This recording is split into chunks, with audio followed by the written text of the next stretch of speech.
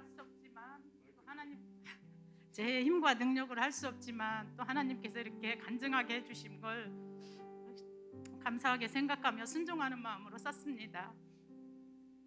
호세아 6장 3절 말씀으로 간증 시작할게요. 그러므로 우리가 여호와를 알자. 힘써 여호와를 알자. 그의 나타나심은 새벽 빛같이 어김없나니 비와 같이 땅을 적시는 늦은 비와 같이 우리에게 임하시리라 하니라. 16기 모교 여성 제자반 오연아 집사입니다. 가지 않을 것만 같았던 1년의 시간이 훌쩍 지나갔습니다. 우선 끝까지 제자 훈련을 잘 마칠 수 있도록 인도해 주신 하나님께 감사와 찬양을 올려드립니다. 결혼 전부터 시작하여 간호조무사로 29년 동안을 일해오던 저는 어깨 근육을 너무 많이 쓴 까닭에 어깨 회전근개 파열이라는 진단을 받고 수술을 하게 되었습니다. 그런 이유로 사직을 하고 집에서 쉬게 되었습니다. 그런 저에게 남편은 기다렸다는 듯이 가장 먼저 제자 훈련이라는 카드를 내밀었습니다. 남편은 저보다 15년 먼저 제자 훈련을 수료했으며 수료 후 말씀으로 살려고 애쓰는 모습이 늘 저에게는 또 은혜로 다가왔습니다. 직장 생활하는 이유 삼아 훈련을 미루고만 있던 저에게 하나님은 어깨 수술이란 계기를 통하여 훈련에 임할 수 있는 환경을 만들어 주셨습니다. 훈련 기간 동안 갱년기와 불면증이 겹쳐 힘들어하는 저에게 온 가족이 합심하여 기도해주며 용기로 격려해 주었습니다. 특히 남편 유집사는 매주 목요일 제자 훈련이 있는 날이면 혹시나 제가 불참할까봐 출근길에 매번 저를 다독이며 안절부절하곤 했습니다. 모든 것이 합력하여 선을 이루리라는 로마서의 8장 28절의 말씀처럼 쉬지 않고 위로와 격려로 함께해준 남편에게 고맙고 감사했습니다. 매일 확인을 도와준 아들과 바쁜 일과 중에도 일일이 과제물 글자를 교정해주고 PC 정리를 도와준 딸에게도 고마운 마음입니다. 제자 훈련 중 제게 가장 은혜가 되고 깨달음을 준 교재의 부분을 꼽으라면 3권의 주제인 작은 예수가 되라의 첫 주제 순종의 생활이었습니다. 순종은 구원받은 하나님의 자녀요 예수의 제자된 사람에게는 의무로 주어지는 것인 줄만 알았었는데 순종은 의무가 아닌 당연한 것임을 깨닫게 되었습니다. 왜냐하면 양이 주인인 목자의 음성을 듣고 따르는 것은 너무도 당연한 일이기 때문입니다. 곧 내가 주님의 양이라는 증거가 순종으로 분별되는 것임을 확실히 알게 되었습니다. 생각해보면 불순종했을 때는 마음이 편하지 않았습니다. 주님께서는 너희가 나를 사랑하면 나의 계명을 지키라고 말씀하셨습니다. 나의 불순종은 내 자신이 온전히 주님을 사랑하지 못함에서 오는 것임을 알고 불순종에서 순종으로 돌이킴이 주님을 사랑하는 고백임을 깨달았습니다. 제자 훈련 중 나를 가장 힘들게 했던 것은 글로 써야 하는 많은 분량의 숙제였습니다. 은혜 받고 느낀 점을 마음껏 글로 표현하고 싶은데 뜻대로 되지 않아 너무 힘들었습니다. 맘대로 되지 않아 답답할 때는 집을 나와 목적지도 없이 마냥 걸어 다니곤 했습니다.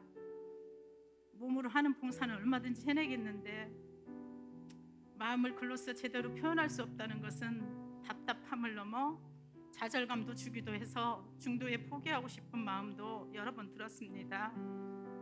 그러나 하나님의 부르심에는 오차가 없었기에 하나님께서는 시시로 때때로 사람을 붙여주시고 저의 마음을 만지셨습니다. 비록 만족스럽지 못한 표현이었지만 그래도 최선을 다할 수 있게 하심에 감사할 따름입니다. 제자 훈련의 목적은 사람을 변화시켜 예수님의 제자로 삼는 것이라고 했습니다. 저는 이번 훈련을 통하여 긍정적인 자세와 긍정적인 언어의 변화를 얻게 되었습니다. 평소 부정적인 말로 남편에게 상처를 주고 했던 언어 습관에 변화를 가져오게 되었습니다. 이 또한 사랑의 하나님이 원하시는 가정의 조건이라 생각에 감사한 마음뿐입니다.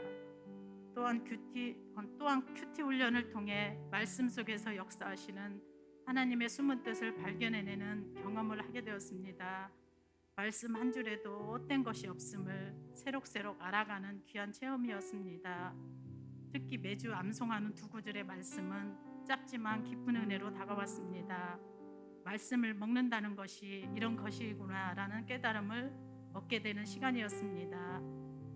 내 평생에 이토록 많은 구절을 암송할 일은 앞으로도 없을 것이란 생각이 듭니다.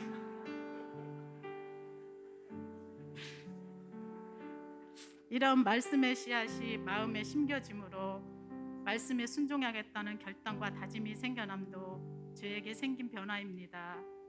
다짐에 그치지 않고 삶에 적용하는 실천적인 변화도 생겼습니다. 소심한 제 성격대로라면 결코 하지 못했을 일을 하게 되었어요. 개인적인 일로 불편한 관계에 있었던 집사님께 먼저 화해를 구하게 되었습니다. 십자가에서 보여준 날 향한 주님의 사랑과 용서를 내 삶 속에서 실천할 수밖에 없었습니다.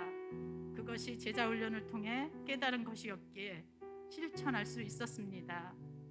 또한 제자 훈련 중에 주님께서는 오랜 시간 주님을 떠나 있었던 동생과 함께 신앙생활을 할 수 있는 축복을 주셨습니다. 10년 가까이 세상 속에서 고생하던 동생은 올해 새생명주조를 통하여 다시 하나님의 품으로 돌아오게 되었습니다. 하나님의 품은 그 어떤 곳보다도 안전한 곳이기에 정말 기뻐서 눈물이 났습니다. 이제 기도하기는 신일교회에서 함께 믿음의 아름다운 열매를 하나님께 올려드리는 자매가 되길 소망해 봅니다. 마지막 주 암송 구절이었던 새 계명 사랑하라를 다시 마음에 새겨 봅니다. 새 계명을 너희에게 주노니 서로 사랑하라. 내가 너희를 사랑한 것 같이 너희도 서로 사랑하라. 너희가 서로 사랑하면 이로써 모든 사람이 너희가 내 제자가 된 줄 알리라. 사람에게 있어 가장 힘든 것 두 가지가 하나 되는 일과 서로 사랑하는 일이라고 합니다. 그러기에 주님께서도 사랑하라는 계명을 주신 것 같습니다. 코로나 상황 속에서도 매주 늦은 시간 줌으로 훈련을 시켜주신 담임 목사님과 동기 집사님들의 기도에 힘이 없었다라면 오늘 이 자리에 저도 없었을 겁니다. 권면과 사랑으로 함께해 주신 모든 분께 이 자리를 통해 감사드립니다. 저의 영적 성장이 고인물이 되지 않고 평신도를 세워 사역하게 하는 제자훈련의 목적 앞에 쓰임받기를 소망해 봅니다.